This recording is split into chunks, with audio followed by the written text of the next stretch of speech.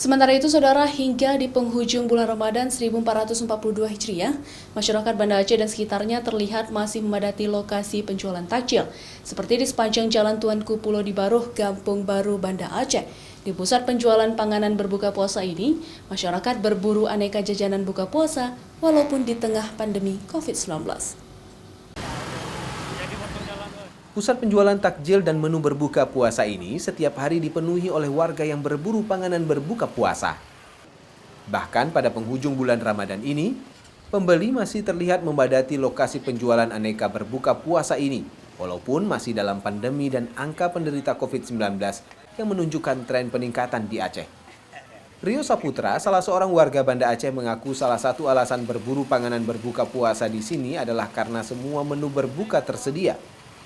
Selain menu berbuka yang lengkap menurutnya, walaupun tidak semua, namun baik penjual maupun pembeli telah menerapkan protokol kesehatan pencegahan COVID-19.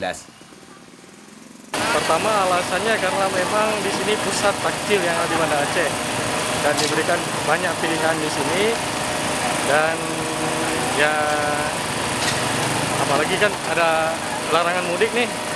Jadi ya sampai sekarang masih lah untuk cari-cari takjil di sore hari. Itu ngisi-ngisi waktu lah sebelum berbuka.